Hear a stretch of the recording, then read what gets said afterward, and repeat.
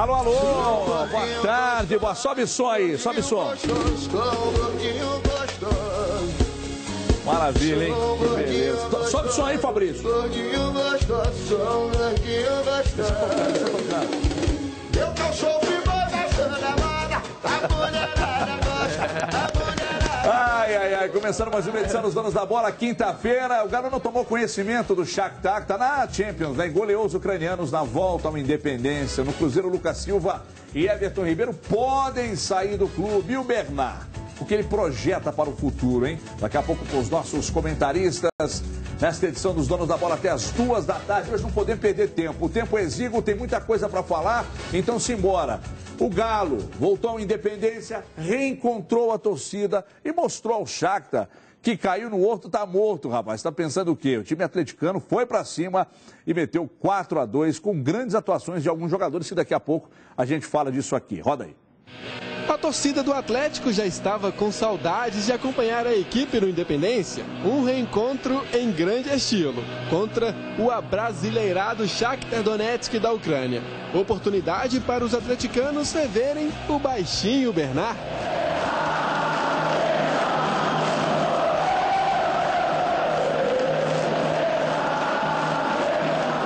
O primeiro teste do Atlético na temporada é uma oportunidade para observar a equipe sem Diego Tardelli, negociado para o futebol chinês.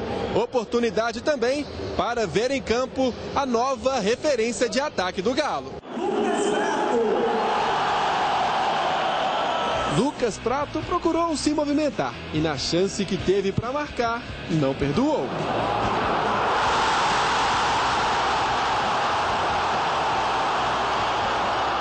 Vocês perceberam a característica dele, é um jogador de base, né, trabalha muito, protege muito a bola e tem um faro de gol assim impressionante. O Shakhtar tentou sair para o jogo.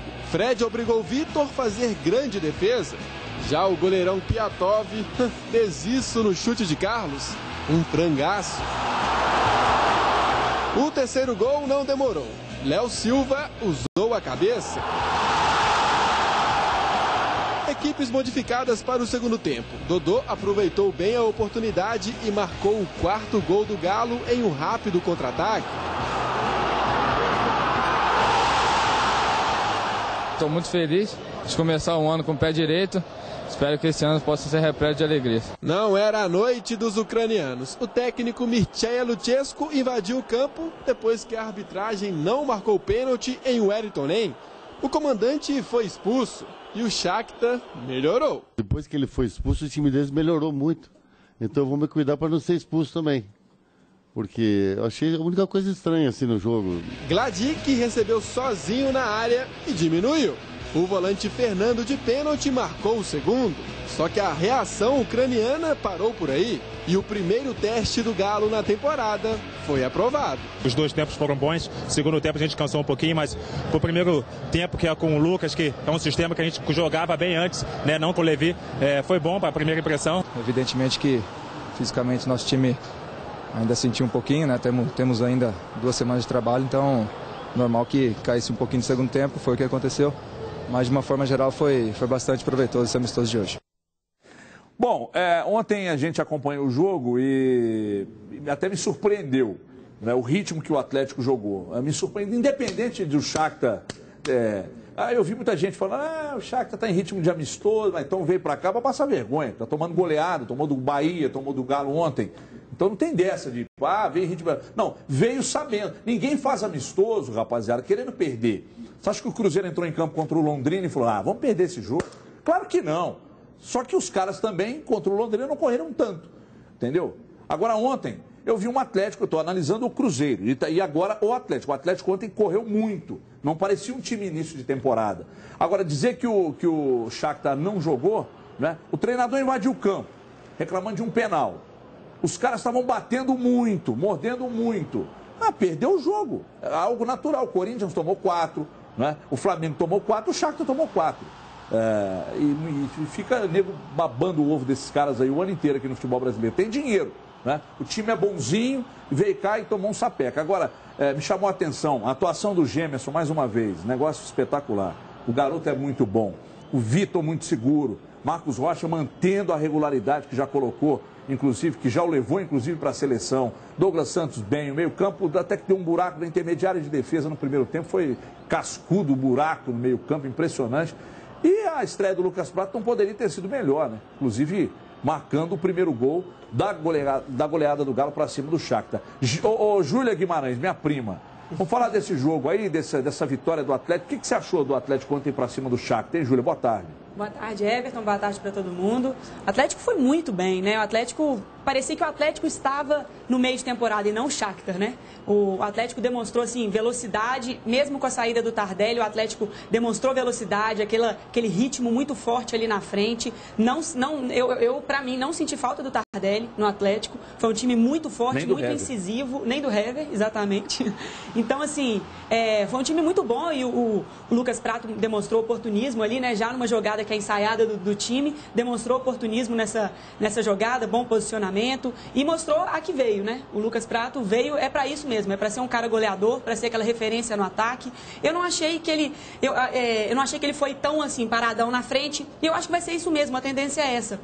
A tendência é ter essa movimentação mesmo. Ele buscou a bola um pouco mais no meio ali, teve uma movimentaçãozinha. Então a tendência é essa mesmo no Atlético. E vale destacar também a entrada do Dodô, que é um menino que eu acho que vai ter um ano brilhante aí no Atlético. Só precisa de oportunidade, né? Precisa de oportunidade, mas nas vezes que entrou no ano passado e agora nesse amistoso, demonstrou que tem tudo para ser um grande jogador e uma joia realmente do Atlético. A Júlia chegou aqui hoje mais cedo com uma piadinha infame, dizendo que o prato veio para servir.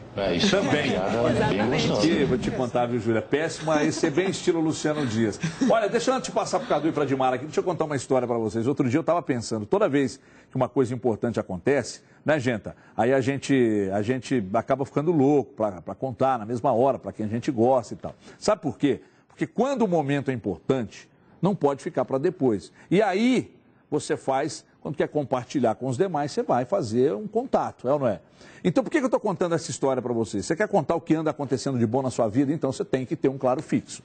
Você fala ilimitado com qualquer fixo da sua cidade por apenas R$19,90 por mês. É isso mesmo. É isso mesmo que você está ouvindo. R$19,90 por mês para falar sem se preocupar. Além disso, você conta com serviços inteligentes grátis, como secretária eletrônica, identificador de chamadas, chamadas em espera também. Então você não pode deixar essa oportunidade para depois. Você tem que pegar seu telefone agora e adquirir o Claro Fixo 4004-8021. Está na tela, 4004-8021. Peça já o seu Claro, é você que faz e faz agora. Então entre em contato, ligue agora, 4004-8021 e tem o Claro Fixo aí na sua casa. Eu tenho na minha casa e é excepcional, com todas essas vantagens que em outras operadoras você costuma pagar por elas, ok?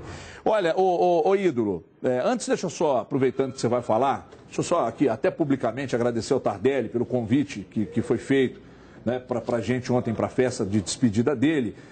Infelizmente, a gente não pôde estar presente. Falo por mim, o Cadu, não sei qual foi o real motivo, né, mas eu tive um problema de última hora, chamado visita, então eu não pude estar, mas fica aqui meu agradecimento aí, Tardelli, pela atenção aí, que você tem muito sucesso na sequência da sua carreira aí. Ô ídolo, eu quero que você fale do Shakhtar, que ontem você falou aqui, esse aí vai ganhar a Champions League, mas já perdeu pro Atlético. Claro que eu não falei isso. Boa tarde, como não? Será que eu ouvi isso de alguém que não foi você? Acho que sim. Talvez estranho. Do Genta, o pessoal mais maluco que fala no seu ouvido aí. Isso é bom nesse negócio de vender, né? Você faz bem. Eu vendo mesmo. Você faz esse negócio bem. Eu vendo mesmo. Você que ensinou pro Milton Neves, né? É verdade. Aliás, é meu guru. Um abraço pro Tardelli, agradeço o convite também. Eu tava trabalhando, viu, Everton? Eu sei disso. Até me trabalhou aqui um pouco. Primeiro que surpreendeu no Galo é o nível de competição e a intensidade com que o time entrou em campo. Surpreendeu positivamente. Não a qualidade da atuação, porque a gente já sabe que o time é muito bom. Terminou o ano passado voando, talvez tenha sido o melhor time do Brasil nos últimos meses do ano passado, né, pela fase que viveu. Então não surpreende a qualidade da atuação, mas acho que surpreende um pouco a intensidade, o ritmo de competição, por ser o primeiro jogo da temporada e por ser um amistoso. Taticamente, a gente viu o time mantendo ali o 4-2-3-1, Donizete um pouquinho mais preso, o Rafael Carioca saindo um pouquinho mais, o Carlos fazendo o lado esquerdo, o Dátulo centralizado como armador, tipo camisa 10, fazendo ali valer a camisa que ele estava vestindo, assumiu a 10 e literalmente atuou como um armador típico. Pela direita o Luan e lá na frente o Lucas Prato. Era esperado esse esquema, mas ao mesmo tempo não era exatamente uma certeza. Pera um pouquinho. Põe a tarja pra mim ao vivo aí, com a símbolo em cima ali ao vivo, porque dá trabalho pra fazer. Continua, Cadu. Ah, tá. Ao mesmo tempo, meu ídolo, não era exatamente uma certeza, porque na reta final do ano o Levi Coupe chegou a jogar com 4-4-2, duas linhas de 4 e 2 atacantes, chegou a jogar no 4-1-4-1, então poderia haver alguma dúvida, mas manteve ali o 4-2-3-1. Falando do Lucas Prato, começou com um gol, aquele comentário óbvio, fazer um gol para o centroavante na estreia, sempre já muda ali o ritmo da atuação, já deixa o cara mais leve, o cara mais solto.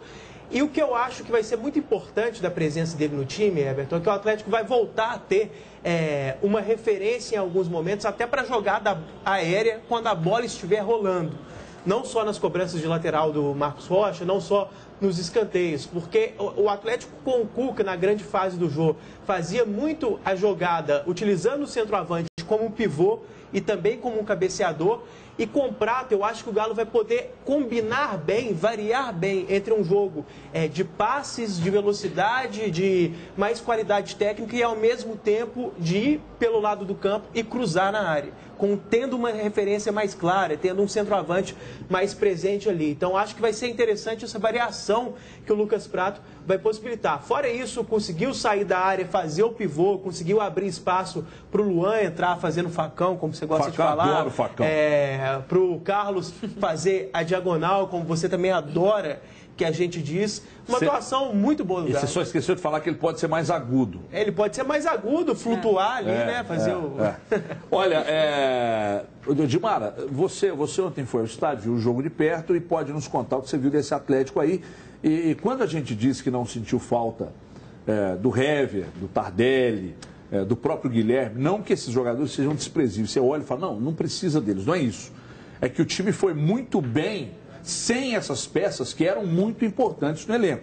Com exceção do Hever, que ficou um longo tempo sem jogar, Tardelli e Guilherme fazem a diferença quando estão em campo. Eu acho até que o Atlético no jogo de ontem sentiu mais falta até mesmo do Guilherme do que do próprio Tardelli. Mas o que mais você viu? O que só você viu? Na verdade, a análise tática do jogo foi muito bem feita pelos companheiros. Eu queria chamar a atenção para duas situações. Uma, a questão do Lucas Prato. A gente falou o tempo inteiro aqui dessa mudança de jogo que o Atlético teria obrigatoriamente que fazer. Ressaltou muito isso. E ontem, na própria coletiva, o Levi foi bem claro do que ele pensa do Lucas Prato. O Lucas Prato realmente ele quer que seja a referência do time. É o homem que vai estar na área mesmo. Ele até disse... E foi ele que falou, tá, gente? Falou de Jô e de André, que ele é diferente na movimentação de Jô e André, que a gente não vai ver essa movimentação. Ele quis dizer na concepção da função do jogador. Ele falou diferente do Tardelli também, exato, com menos diferente do velocidade. Tardelli, com menos velocidade. Mas mesmo assim, né, Cadu, a gente sentiu uma velocidade do Atlético. Em que pese o fato de ser um início de temporada, o Atlético só fez 45 minutos de treinamento no campo normal, ele estava usando o campo reduzido. Eu sei que o pessoal falou um pouco da questão física, mas eu acho que o Atlético, principalmente no primeiro tempo, se mostrou fisicamente muito bem para o início de temporada, para um primeiro jogo. Essas situações, quando você leva em termos de futuro, você vê que o trabalho está sendo bem feito nesse sentido. E outra coisa, como o Atlético muda também com a entrada dos meninos, como ele ganha mais velocidade, como o trabalho do Dodô é bacana. Acho que o Michael Suel, na entrada dele, foi muito bem, que pese o fato do time não ser mais efetivamente o que a gente entende como titular, mas, ou seja, o Michael Suel está batalhando numa outra situação. E nisso tudo o torcedor vai ter que acostumar. Agora, o importante disso, independentemente da condição do Shakhtar, que na minha opinião veio para jogar bola, senão não tinha feito um primeiro tempo tão duro que a gente achou que faltaram até os cartões, né? Quem vem disputar um amistoso da forma como ele veio, disposto da forma como ele veio, acho que passou para todo mundo. Um ou outro falou alguma coisa, mas acho que é quem não acompanhou, quem não estava muito perto da situação. Quando o Levi cita a questão do treinador, ninguém entra em campo se não estiver valendo nada. nada, né? Se eu não estou importando com isso. E ressaltar o trabalho do Gemerson. O Gemerson, para mim, e principalmente no primeiro tempo, ele ficou no mano a mano com vários jogadores importantes. É bom lembrar que esse time está disputando a Champions, classificado para a próxima fase, independentemente se vai passar ou não, tem uma qualidade importante, né? Independentemente dos jogadores que estavam em campo, alguns não são titulares nessa questão da Champions, mas é um time que tem uma concepção europeia. E o Atlético, iniciando a temporada, passou com muita tranquilidade por ele. Então, tudo isso tem que ser ressaltado. E mais, Dátulo, e a gente comentava na Everton, na Band News hoje, como o Dátulo está chamando a responsabilidade. Em vários momentos você vê ele conversando com os jogadores, acertando posicionamento. Isso mostra que é um jogador, quando você diz assim, o Tardelli não fez tanta falta. Essa responsabilidade que foi passada para quem ficou, eu acho que é importante. Ou seja, quem ficou está sentindo assim, nós estamos aqui, é nós que estamos para resolver a situação. E acho que o Atlético pode ter até calma nessa recomposição de grupo que ele está pensando para o jogador de uma substituição para o Tardelli. Esses meninos merecem chance. Põe o símbolo da Band colorido ao vivo aí pra mim na tela. Quem é que cuida disso aqui em cima, Genta? Você tá incomodado com isso? Tô. Tem que ser desse jeito aí que tem que ficar. Bonitinho, olha lá, ó, bonitinho. Olha lá como é que ficou bonito agora. Tem que ser ao vivo, poxa. Os caras acham que nós estamos gravando. Olha aqui.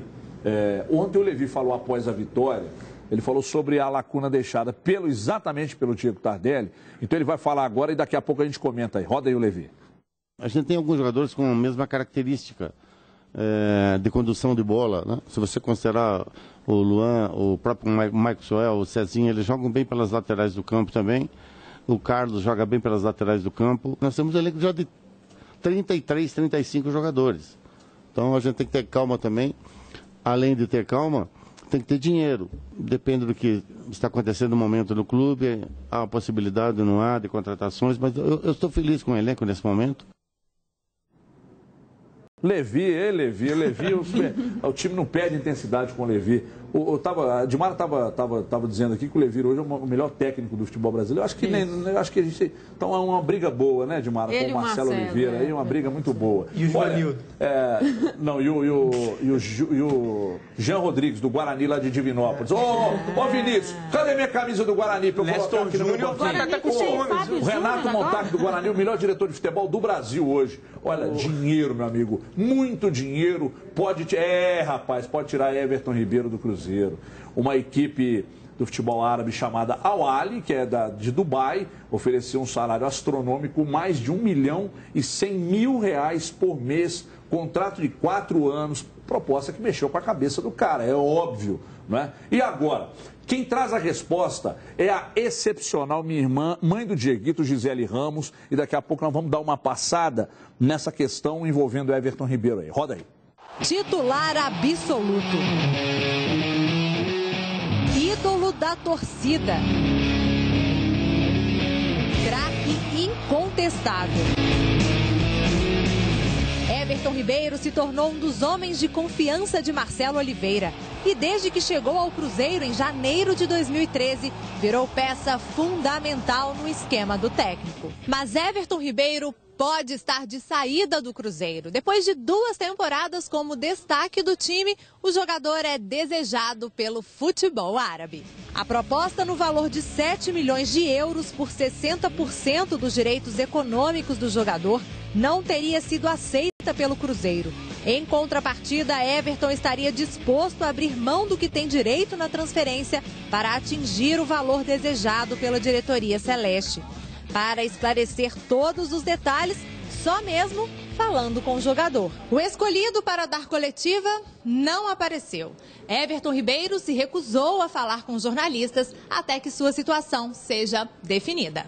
Perguntamos ao companheiro e lateral direito Mike sobre a possível saída de Everton. Então, na verdade, eu nem estou muito por dentro desse assunto. Lógico que ele é um excelente jogador, ajuda muito a nossa equipe. O Everton Ribeiro é o 10. Se deixar mesmo a toca da Raposa, Everton Ribeiro vai deixar a torcida com saudades. Em 108 jogos foram 31 assistências e 23 gols. A imagem que já foi eternizada se tornará ainda mais inesquecível. Para Everton sozinho, o Everton chapelou para fazer! Golaço de Everton para o Cruzeiro!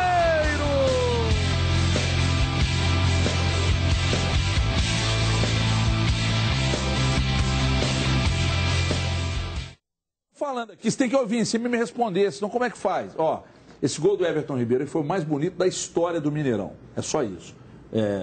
O Everton Ribeiro é o seguinte, proposta de 8 milhões, tá? Eu falei com a fonte ontem ligada ao atleta, e aí o cara esmiuçou tudo. Aqui, quando você fala e às vezes desagrada uma informação, o cara, e aí já quer meio que detonar a sua informação e tal. Comecei com uma pessoa ligada, de muita confiança, ligada ao Everton, que me disse o seguinte, proposta de 8 milhões, todo mundo já sabe, está na mesa do Cruzeiro. 8 milhões de euros por 60% do passe do Everton.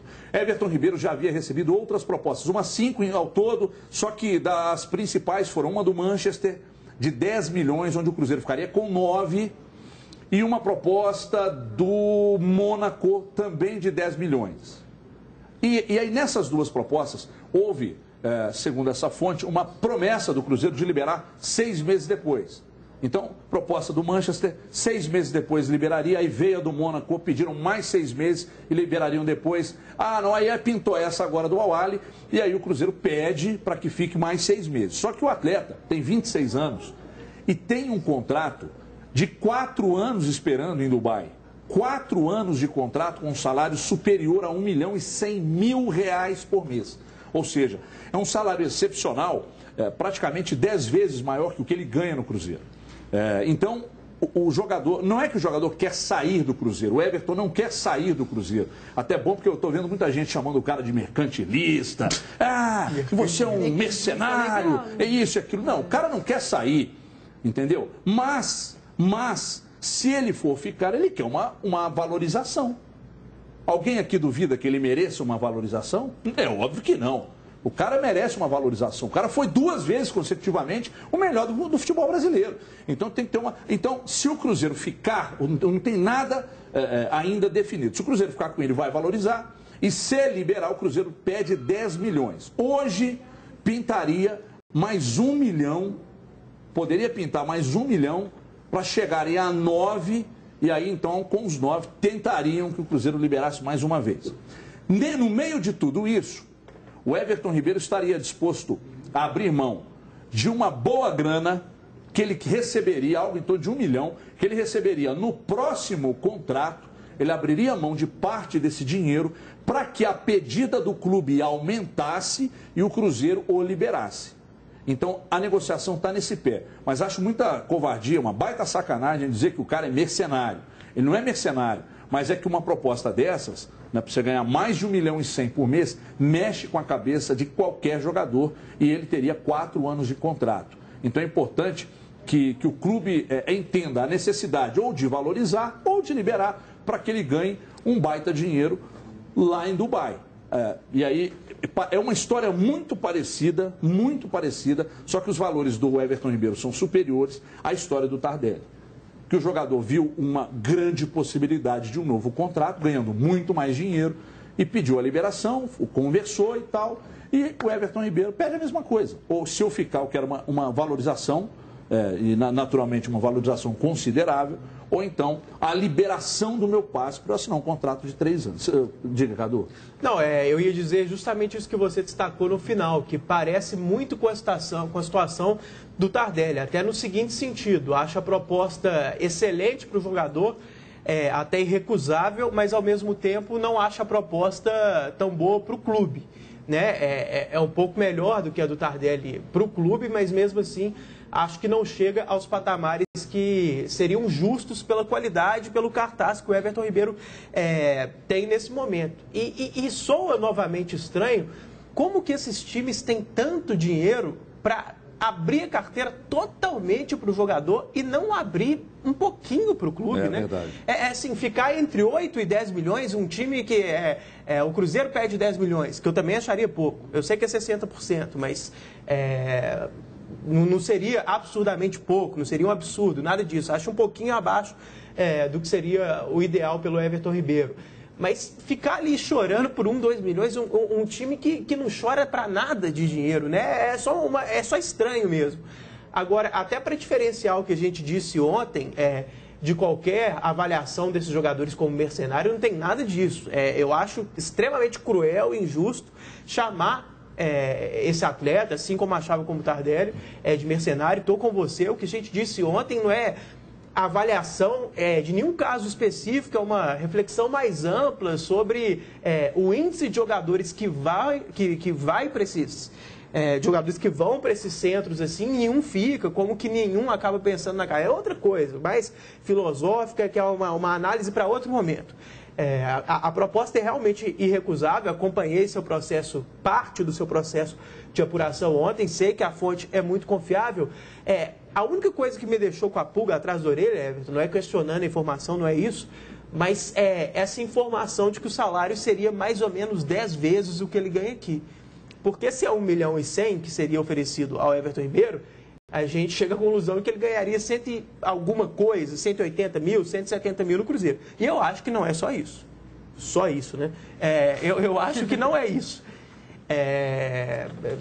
Essa parte da informação aí, não sei se a fonte talvez está querendo valorizar demais a disparidade da proposta para... justificar a vontade do jogador de ir, o que nem é necessário, porque se ganhar 500 mil já está o dobro do que ele ganha, mais que o dobro, então já seria compreensível ele querer ir. Não sei, acho preocupante para o Cruzeiro. Depois de perder o Ricardo Goulart, perder o Everton Ribeiro também, seria muito complicado. Dimar Oliveira, fala do Everton Ribeiro, dessa provável saída.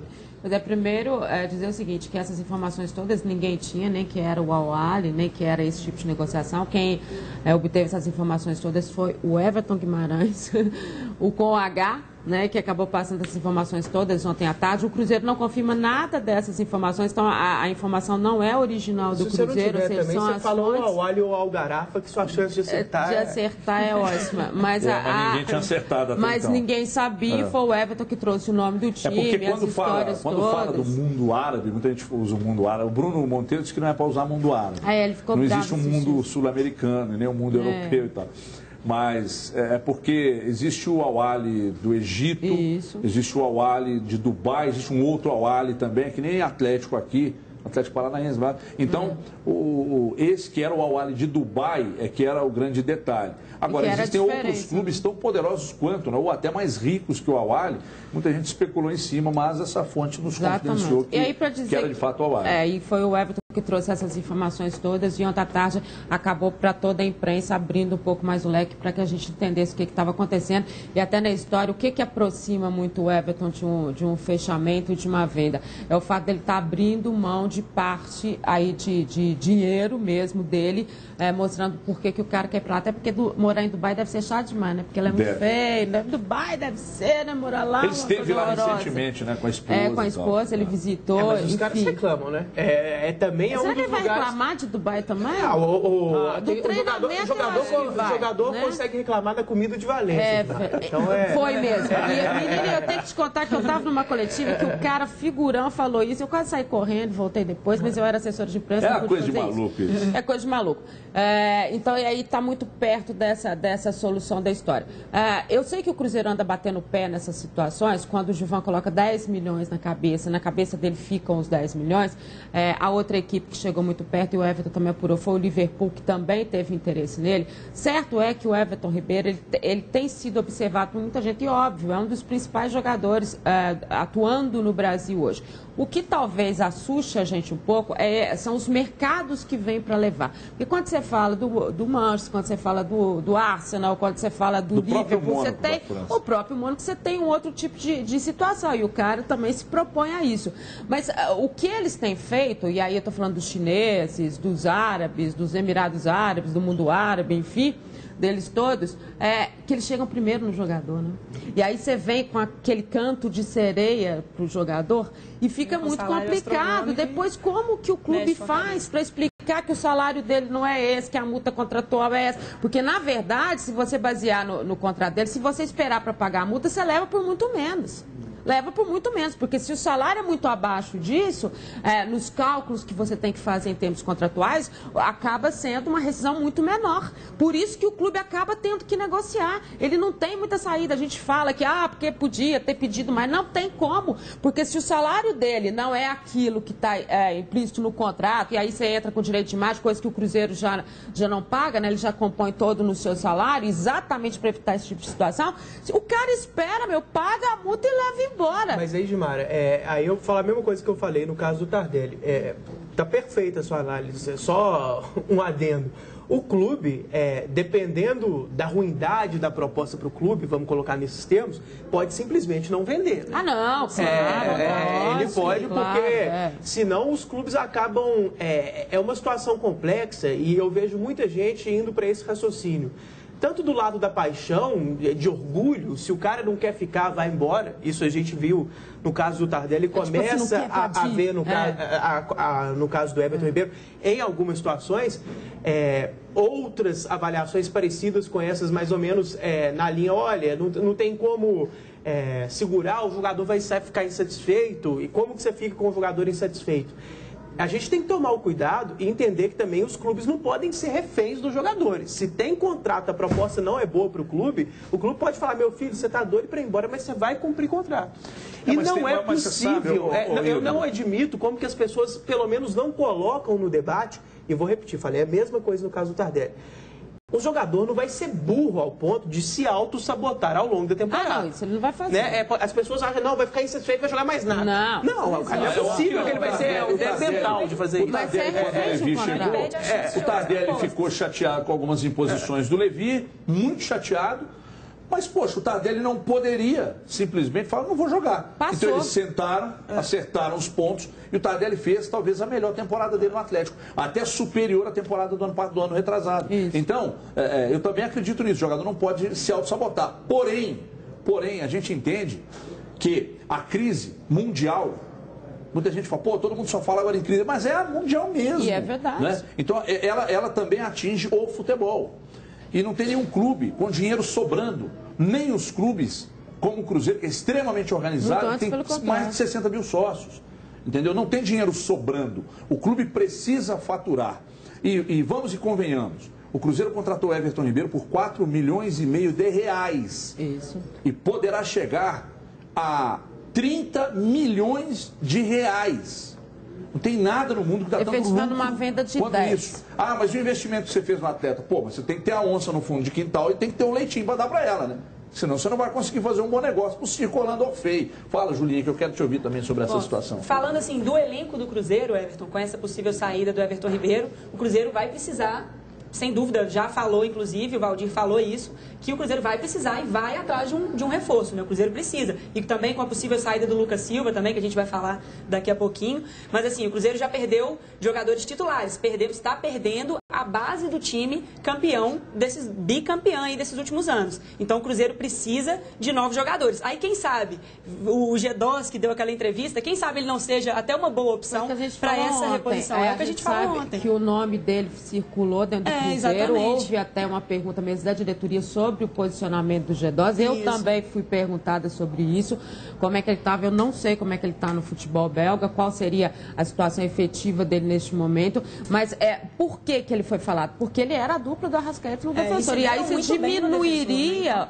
o que o Cruzeiro vai sofrer com a saída de um jogador, na verdade, da saída da dupla toda. Né? Então poderia ser aí uma alternativa. Mas dentro desse montante, quando o Everton fala do montante financeiro e o Cadu também, a gente pode fazer os cálculos. Então, de quanto valeria num todo o Everton Ribeiro? Se por 60 mil o Cruzeiro quer 10 milhões, ele chegaria perto de uns 18 milhões de euros. O total dele. O Everton Ribeiro, para mim, vale mais do que 18 milhões de euros. Eu também acho. Não é? Então, assim, quando você pega, porque às vezes você fica assim, é só 60%. Eu acho pouco para um jogador. O problema é que esses caras estão vindo aqui... Não é tão pouco assim, não é uma venda péssima, não é isso? Mas não é... primeiro no jogador e sabe, assim, eu sei que as cifras mudaram muito, que as histórias mudaram muito, e nenhum jogador brasileiro saiu daqui para a Europa. O Lucas Silva vai ser o primeiro nessa janela, se acontecer efetivamente a negociação dele. Para um grande clube, que eu estou dizendo. Inclusive, o principal jogador argentino acabou vindo para o Brasil, não para a Europa. Então, quer dizer, o futebol sul-americano está sendo olhado de uma forma diferente. É isso tudo que a gente precisa repensar. Daqui a pouco a gente volta no assunto. E atenção, Curvelo, lá onde nasceu Júlia Guimarães e toda a região ali de Curvelo, está chegando o grande dia nesse sábado, a mega inauguração de mais uma loja Quick Lube. É isso mesmo. Agora Curvelo e região já podem contar com toda a estrutura da Quick Lube. Trocar o óleo é bom demais. Você faz a troca do óleo, além além da conferência de mais de 15 itens de segurança no seu carro. E depois é só rodar tranquilo. Você não vai botar seu carro na estrada sem a garantia da Quick Lube, não é? Olha, vai rodar seguro e com a certeza de que no seu carro foram usados os produtos originalíssimos de fábrica. Dê uma passada em qualquer uma das Quick Lubes aí espalhadas, mas principalmente na de Curvelo, com a inauguração no próximo sábado. Confira as promoções e surpresas preparadas para essa mega inauguração. Meus amigos, conheçam esse novo conceito em troca de óleo. Quick Lube é diferente de tudo que você já viu. Por isso, esperamos você neste sábado. E não deixe, não vamos estar todo mundo lá, hein? Então não deixe de pintar por lá. Durante esse mês serão muitas e muitas promoções na Quick Lube. Inclusive nessa de Curvelo. E nas outras também, mas nessa de Curvelo em especial. Seja muito bem-vindo, então, à Quick Lube Curvelo. O endereço está aqui no rodapé, rodovia BR-135, quilômetro 182. Então você vai lá no Vila Lourdes, hein? Na linda Curvelo, aqui em Minas Gerais. Lá no posto Denise, é verdade. Vamos estar lá todo mundo no sábado fazendo uma grande festa. E atenção, você que é de qualquer cidade do estado e quer uma Quick Lube, entre em contato através do site quicklube.com.br. Um rápido intervalo, lá e cá, 2 minutinhos só. E daqui a pouco a gente volta, tem muito mais ainda. Até já.